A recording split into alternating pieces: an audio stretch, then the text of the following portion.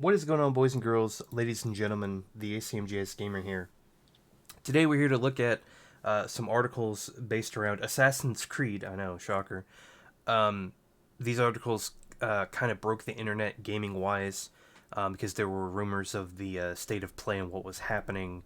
And basically now, because there really isn't anything coming out in the current months, anything gaming-wise really just goes out over the top. So we're going to start with this blog post from Ubisoft themselves. And of course, if you want to read the article in full without my input or my commentary, you can read the article. There's a link down in the description down below. So let's get into it. Quote, we wanted to share some key updates on the talented and creative minds that will now be working in a collaborative cross-studio structure between Ubisoft Montreal and Ubisoft Quebec that will guide, grow, evolve, and define the overall future of Assassin's Creed that includes an important upcoming early in development project codenamed Assassin's Creed Infinity.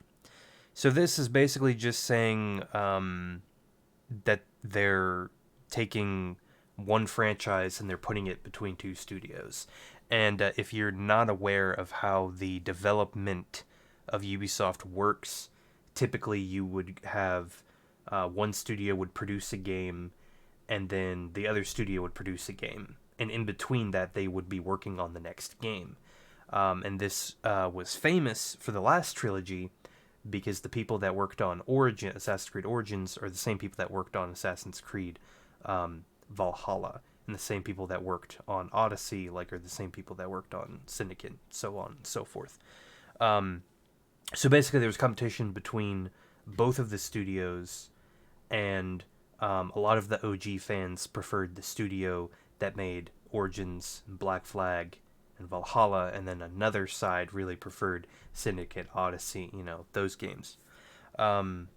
Moving on, Cote, or Cote, however you say his name, which I believe is French, began his AC career working on Brotherhood before becoming creative director on Assassin's Creed Syndicate, and most recently senior producer on Assassin's Creed Odyssey. We all know how I feel about that game.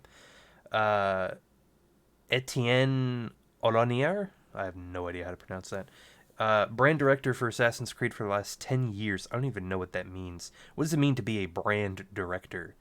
For the last 10 years, in their respective teams, and ensuring the Assassin's Creed franchise continues to exceed the expectations of fans who have been asking for a more cohesive approach to its development over the past few years.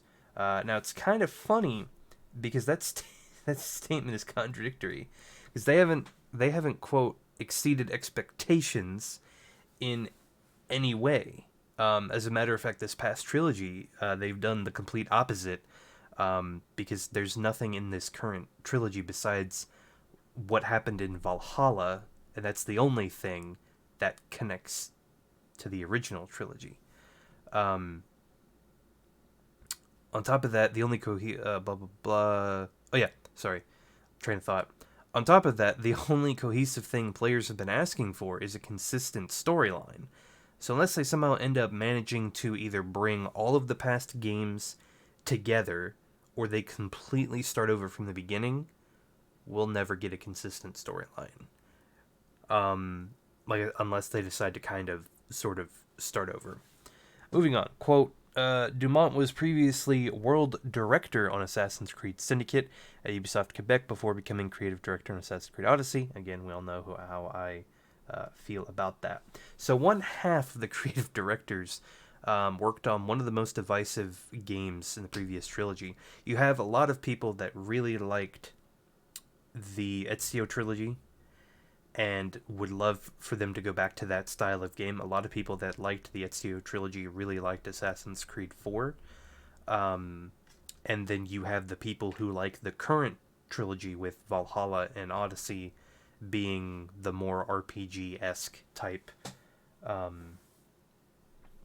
games. Moving on to this last paragraph here.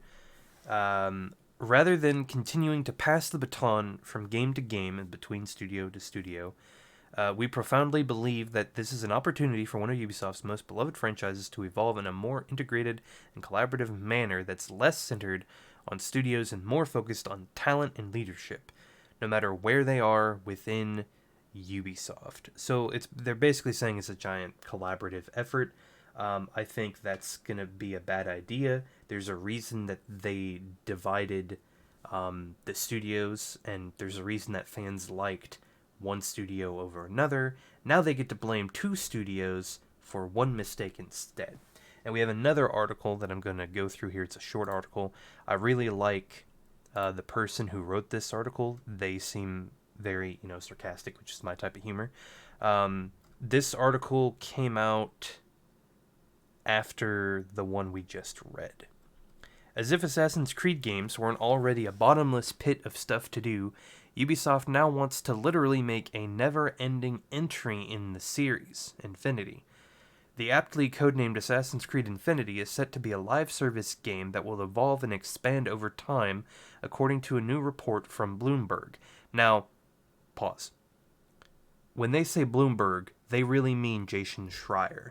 We all know Jason Schreier, depending on who you ask, is an accredited source. He tends to take a lot of stuff out of proportion when it comes to things.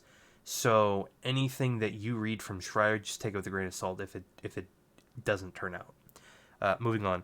Instead of it being one isolated look into a historical period, Infinity is instead looking to stitch different settings together with room to expand and develop each one post-launch. Bloomberg says Ubisoft has been inspired by the longevity of games like Fortnite and Grand Theft Auto 5, which continue to make Epic Games and Rockstar a stupid amount of money. Bloomberg speculates that the two studios' occasionally bitter rivalry may see some future bumps in the road ahead. Yeah, exactly. Moving on, Ubisoft spokeswoman said that in terms of the sexual harassment and the reason that there are certain people that are still in positions of power, they said those people had their case rigorously reviewed by a third party and were either exonerated or underwent appropriate disciplinary actions. The thing is, we don't know what those actions are. If those disciplinary actions are they got demoted but not fired from the company, that's not enough, and we don't know exactly what happened. Despite Ubisoft repeatedly insisting everything is okay now, nobody is really convinced. Ubisoft CEO Yves Guillemot said earlier this year that the company had created a clearer, more comprehensive, and more actionable code of conduct, even though they never clearly stated what any of that means, to aid in reporting harassment and abuse, but with employees still saying nothing has changed in the last year, and Schreier's latest claims Ubisoft are now claims Ubisoft isn't out of hot water yet. So this wasn't supposed to be about the sexual harassment, and this isn't. I'm not going to make another video on that unless more evidence appears, and it hasn't yet. So what I'm getting from these two articles is basically, instead of trying to pass blame from one studio to another, they're going to have it under two different roofs now, and I think it's going to create too many chefs in the kitchen type scenario.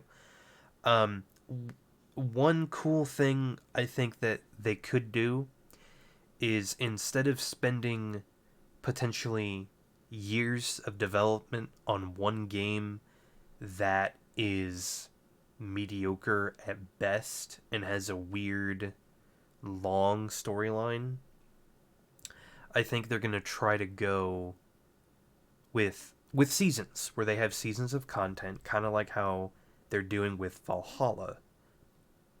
But if they did it in a way like Hitman, and if you don't know what I'm talking about, the current Hitman series is basically $59.99. When you buy it, you get a certain amount of chapters, and then they come out with a season pass that will add other chapters and also timed exclusive events that you can participate in.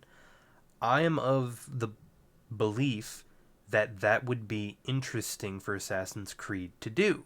it'd be interesting for Ubisoft, instead of spending months and months and months of time on one game that has several different locations, they could better themselves by spending less time on smaller locations with unique targets and unlocking different ways to do it.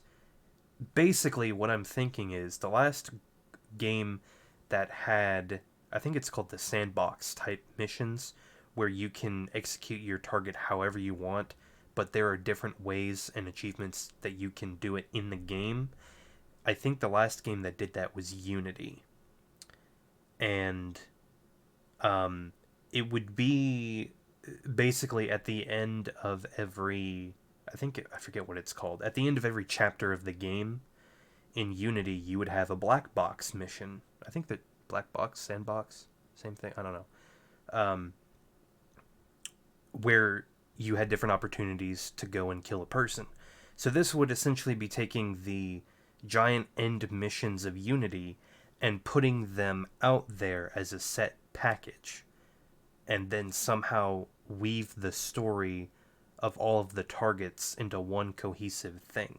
I think it would be an interesting idea for Assassin's Creed to take on that type of that type of thing, because if they were to do that, they don't even have to stick with the same character. If that makes sense, they don't have to stick with the same character. They can do multiple different settings, and they can do multiple different time periods, so long as they weave at least, I guess, the target or the targets and the characters you play in a cohesive story. So there's an email, I forget where it's from. I think it's either Brotherhood or 2.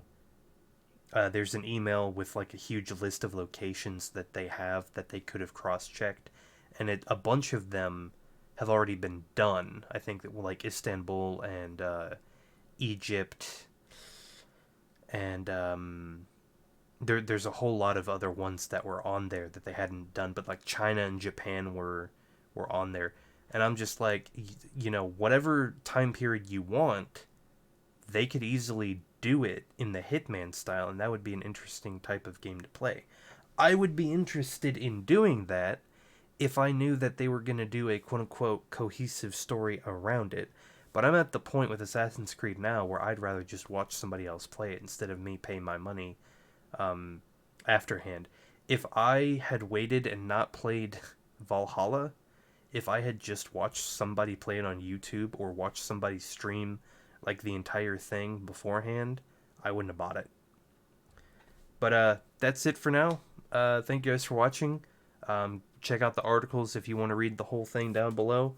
If you have a better idea of how they could do the franchise, let me know. Thank you guys for watching, and I'll see you guys next time. Peace.